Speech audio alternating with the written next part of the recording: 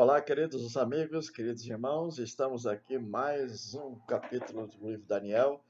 Estamos assim encerrando hoje esse estudo magnífico, estudo tremendo deste livro maravilhoso, livro profético de Daniel. Nós já acompanhamos desde o capítulo 1, estamos agora já no capítulo 12 e queremos encerrar esse livro para que o Senhor venha nos trazer realmente entendimento para esses últimos dias. Vamos orar. Agradecemos, Pai, por esse momento na tua presença. Agradecemos pela oportunidade que temos de ter a tua palavra, que é fiel e verdadeira, o livro, o jornal de amanhã. Nós te agradecemos, ó Deus, porque a tua palavra, ela nos traz realmente o alimento que precisamos. A tua palavra é atualíssima, a tua palavra é a verdade, a tua palavra nos fortalece. Que o Senhor venha nos dar entendimento na tua palavra nesse momento. Em nome de Jesus. Amém. Antes de iniciar o estudo, eu espero que você já tenha nas suas mãos a sua Bíblia, a, a sua caneta, o seu caderno de anotações. Eu quero aqui deixar uma palavra também do que estamos assistindo nesses últimos dias. Ah, a, a heresia que está surgindo da teologia liberal, dizendo que a Bíblia é um livro ultrapassado e insuficiente, que a Bíblia não serve para os nossos dias, tem que ser atualizada, contextualizada com o mundo moderno de hoje. Isso é heresia. A Bíblia continua sendo a mesma. A Bíblia nunca mudou, nunca mudará. Os céus e a terra passarão, mas a palavra do Senhor não há de passar.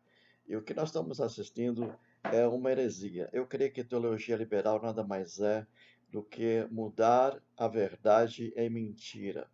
E isso para justificar erros, pecados, até pecados imorais, de homens que estão à frente de igrejas e estão mudando o evangelho para a forma que eles acham que tem que mudar para justificar então os seus erros. Mas que Deus nos guarde, que Deus realmente nos ilumine. Nós não somos dessa linha. Nós somos da palavra de Deus, que é fiel e verdadeira para todos sempre. E, meu irmão, fique esperto quanto a essa teologia liberal que está surgindo e espalhando pelo Brasil e pelo mundo. Não entre nessa. Cuidado. Esse aqui fica o alerta, então, para darmos início ao nosso estudo. Muito bem, vamos então ler o último capítulo de Daniel e quero que você desejo que você tenha aproveitado esse estudo nesses últimos dias. Ah, o capítulo 2 de Daniel encerra o livro referente às coisas que hão de acontecer a Israel ah, ao mundo no futuro, da, da grande tribulação e depois o milênio. Esse capítulo diz que nesse tempo se levantará Miguel, o grande príncipe, o defensor dos filhos do teu povo, e haverá tempo de angústia, qual nunca houve, desde que houve nação até aquele tempo, mas naquele tempo será salvo o teu povo, todo aquele que for achado escrito no livro, no caso, no livro da vida. Nesse tempo, o tempo dos acontecimentos que são descritos aqui é o mesmo no capítulo 11, versículo 36 ao 45, que nós lemos sobre a atuação do anticristo, o reinado do anticristo, no período logo após o arrebatamento da igreja, 7 anos de tribulação, depois o milênio. Então, nesse tempo, o tempo dos acontecimentos da grande tribulação, que começa o capítulo 12, Miguel, o arcanjo Miguel, ele vai estar lutando a favor do grande príncipe, defendendo o povo de Israel, o povo de Deus. Muito bem. O versículo 2, aliás, versículo 1 ainda, que diz que haverá uma grande angústia que nunca houve, desde que houve nação até aquele tempo, mas o povo de Israel será salvo, todo aquele que for achado escrito no livro da vida. Versículo 2 diz que muitos dos que dormem no pó da terra ressuscitarão, uns para a vida eterna e outros para vergonha e horror eterna. Esse versículo 2 prediz realmente a, a ressurreição dos justos, dos salvos em Cristo, no tempo do Antigo, nos dias de hoje, também nos tempos do Antigo Testamento. Muitos dos que dormem no pó da terra ressuscitarão, uns para a vida eterna e outros para a vergonha e horror eterno. E aqui nós vemos bem como os mártires que morreram, não é? Pelo nome do Senhor, muitos foram perseguidos e assim não arredaram pé, não negaram o nome do Senhor. Então, esses piedosos também da tribulação, que vão morrer, que não vão querer aceitar a marca do anticristo, serão mortos e serão resgatados pelo Senhor. Os cristãos da era da igreja, nos tempos de hoje, terão sido transformados e levados ao arrebatamento. Jesus voltando agora, nesses dias, seremos arrebatados com ele em glória, mas diz que os mortos em Cristo ressuscitarão primeiro, e nós juntamente com eles subiremos num corpo glorificado, num corpo novo, onde não haveremos de ver mais a morte. E os ímpios, os que morreram que não creram no Senhor, irão ser ressuscitados para o horror eterno. Essa ressurreição se dará depois do milênio. Então, essa ressurreição que vamos ter, que Paulo também escreve a carta de Tessalonicenses, que os mortos em Cristo ressuscitarão primeiro, depois nós, os vivos que ficarmos, seremos arrebatados juntamente com ele. Isso se refere aí no tempo do arrebatamento. Mas os que morreram, que não quiseram que não quiseram receber Jesus como seu Senhor e Salvador, que não creram, que blasfemaram do nome do Senhor, que não tiveram o seu nome escrito no livro da vida, esses um dia irão ser ressuscitados para o horror eterno, mas no grande trono branco, logo após o milênio. Verso 3 diz: os que forem sábios, pois, resplandecerão como o fulgor do firmamento, e os que a muitos conduzirem à justiça, como as estrelas sempre eternamente. Eu entendo esse texto também como os galardões que haveremos de receber. Uns brilharão mais que os outros no sentido de galardão. Alguns com o fulgor do firmamento, como as estrelas, sempre eternamente, assim elas brilham. Os que forem sábios, isto é, aqueles que perceberam a dissimulação do anticristo, eles também conduzirão outros à verdade durante o período da tribulação. Estudamos isso aqui mais profundamente quando estudamos o livro de Apocalipse. O versículo 4 diz que tu, porém, Daniel, encerra as palavras e sela o livro até o tempo do fim. Muitos se esquadrinharão e o saber se multiplicará. O saber do livro, a ciência também. Então, encerrasse então as palavras desse livro, então até ao fim. O que nós encontramos aqui, que realmente a palavra do Senhor vai ser, aqui no caso da profecia já foi encerrado, o que tinha que ser dito já foi dito, e agora é só aguardar os acontecimentos desse livro aqui. Verso 5 diz que então eu, Daniel, olhei e eis que estavam em pé outros dois, um de um lado do rio e outro do outro lado. Aqui são dois anjos que Daniel vê. Um deles disse ao homem vestido de linho que estava sobre as águas do rio: quando se cumprirão essas maravilhas? Ouvi o homem vestido de linho que estava sobre as águas do rio, quando levantou a mão direita e a esquerda ao céu e jurou: por aquele que vive eternamente, que isso seria depois de um tempo, 2 tempos e metade de um tempo. E quando se acabar a destruição do poder do povo santo, essas coisas todas se cumprirão. Eu ouvi, porém não entendi, então eu disse: meu Senhor, qual será o fim destas coisas? Muito bem, os acontecimentos da tribulação se consumarão, aliás, quando terminarem os 3 tempos e meio, os últimos 3 anos e meio da tribulação. Lembramos quando nós estudamos sobre a tribulação, o anticristo fará um acordo mundial de paz, segurança, e realmente haverá uma paz por 3 anos e meio.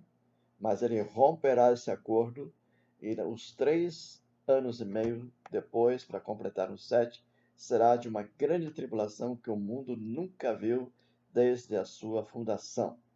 Então nós lemos lá sobre os 7 selos, 7 taças, 7 trombetas, assim por diante, que haverão de ser derramados nesse período da grande tribulação. Então, nesse tempo, esses últimos 3 anos e meio constituem, então, a grande tribulação, como nós vimos também em Mateus capítulo 24, versículo 21, nós encontramos esse texto também. Versículo 8 que diz que Daniel não entendeu, nem mesmo Daniel estava entendendo essa visão terrível, e ele está aqui realmente querendo entender. Então, são coisas difíceis. A Bíblia fala que há coisas difíceis de entender e que há muitos que estão pervertendo as Escrituras por não entenderem como elas são de fato. Versículo 11, eu quero aqui dizer, versículo 9, aliás, ele respondeu: Vai, Daniel, porque essas palavras estão encerradas e seladas até o tempo do fim. Muitos serão purificados, embranquecidos e provados, mas os perversos procederão perversamente, e nenhum deles entenderá, mas os sábios entenderão. Depois do tempo em que o sacrifício diário for tirado, e posta a abominação desoladora, haverá ainda 1290 dias. Bom, uma vez que, aliás, essa desolação, deixa eu falar antes, a desolação desoladora, então na metade da tribulação, o anticristo ele vai abolir os sacrifícios judaicos. A partir dessa data, o fim transcorrerão por 1290 dias. Normalmente, 3 anos e meio são de 360 dias, teriam apenas 1260 dias. Então, os outros 30 dias que faltam para completar 1290 dias são adicionados aqui e é um tempo necessário para a realização de todos os julgamentos que acontecerão depois da segunda vinda de Cristo. Uma vez, versículo 12, bem-aventurado o que espera e chega até 1335 dias, tu, porém, segue o teu caminho até o fim, pois descansarás e ao fim dos dias te levantarás para receber a tua herança. Uma vez que quer viver 75 dias depois da segunda vinda de Cristo, né? 1335 dias contados a partir da metade da tribulação, será chamado de bem-aventurado aquele que resistir. Esse deve ser o marco inicial do reino eterno de Cristo no milênio. E o versículo 13 que nós lemos, pois descansarás, o Senhor está falando aqui a Daniel, isto é, entrarás no descanso. Daniel morreria. Lembrar que Daniel já estava aqui quando escreve esse livro, o seu livro profético, já com seus 80 anos ou mais, na Babilônia, e nunca mais retornou à terra dele, a terra de Israel. Então recebe aqui a promessa de que se levantará, isto é, será ressuscitado e receberá a sua herança no reino milenar de Cristo.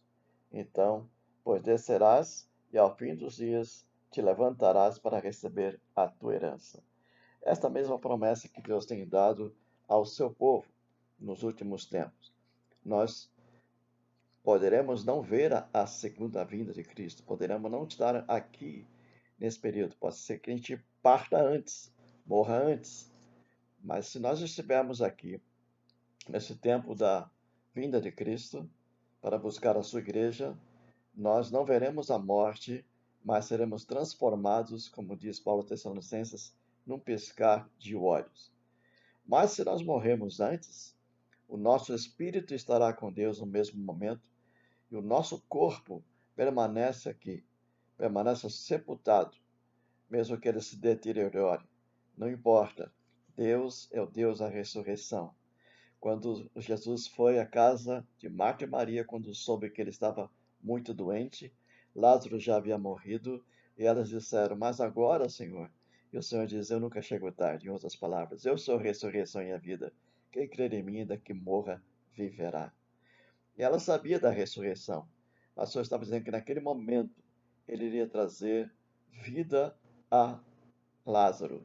Ela disse: Mas Senhor, já tem 4 dias, já está cheirando mal. Para Deus não importa. Se tivesse só os ossos, Deus faria tudo novo. Isso é o nosso Deus. As pessoas dizem: mas as pessoas morreram incineradas, cremadas. E como é que será na ressurreição? Virou cinza, espalhada pelo vento? Não importa, querido. Se ele criou o mundo do nada, de todas as coisas que existem vieram a existir e coisas que não existem. Deus fará que todas as moléculas sejam rejuntadas novamente para que o corpo ressuscite. É o nosso Deus, é um Deus de poder e glória. Não compete a nós, seres humanos tão pequenos, querer entender milagres. Queremos entender a profundidade de Deus. Nós temos que crer e acreditar no que ela tem para nós hoje. Este livro infalível, este livro atualíssimo, que nunca mudará. E nós cremos que tudo que está escrito aqui é a palavra de Deus. Então, meu irmão, creia. Que Deus tenha te abençoado neste livro de Daniel. Nós fizemos um estudo simples, nada muito de profundidade, mas coisas que nós possamos entender e aplicar em nossas vidas. Creia, primeiro dê glória a Deus, porque um dia você creu no Senhor Jesus Cristo, então o seu nome está escrito no livro da vida. Se você, meu amigo que está assistindo esse vídeo, ainda não entregou sua vida para Jesus, faça isso agora mesmo. Feche seus olhos e diga essa simples oração: Senhor, eu reconheço que sou pecador. Eu preciso de Ti na minha vida. Perdoa os meus pecados. Eu entrego a minha vida ao Senhor e recebo Jesus em minha vida como meu Senhor e Salvador, em nome de Jesus. Essa oração sincera é o que você precisa fazer. Não precisa de sacrifícios, nem dar dinheiro, mas simplesmente crer no Senhor Jesus como seu único e suficiente Salvador. E você terá seu nome escrito no livro da vida, arrependendo-se dos seus pecados, deixando para trás a sua vida antiga de imundícia e começando a viver hoje uma nova vida. Aos nossos irmãos que nós já fomos transformados pelo poder de Deus, nós estamos dia a dia sendo transformados. Nós estamos buscando a palavra de Deus cada momento. Erramos, pecamos, mas não porque nós queremos, por vacilo da nossa fé, por vacilo do nosso momento de raiva, de ira, podemos falar algo que não poderia ser dito ou ato que não deveríamos ter praticado, mas nós que temos o Espírito Santo de Deus, reconhecemos nosso pecado, nosso erro, confessamos a Deus, nos arrependemos, Ele nos limpa de todo o pecado. Glória a Deus por isso. Nós temos o nosso nome selado no livro da vida. Então, nesse dia magnífico que aguardamos com ansiedade, a volta do Senhor Jesus Cristo, para buscar a sua igreja, estaremos prontos. Você está pronto para encontrar-se com o Senhor na glória? Então, esteja pronto agora. Que o Senhor nos abençoe. Um bom momento para a sua vida. Que você cresça na palavra de Deus. E nós, em breve, iniciaremos um outro estudo em outro livro da palavra de Deus. Eu agradeço e louvo a Deus por você por ter assistido todos esses capítulos de Daniel. Eu espero que você tenha guardado algo de muito importante em sua vida. Que Deus te abençoe profundamente. Um grande abraço. Até o nosso próximo encontro. Até lá.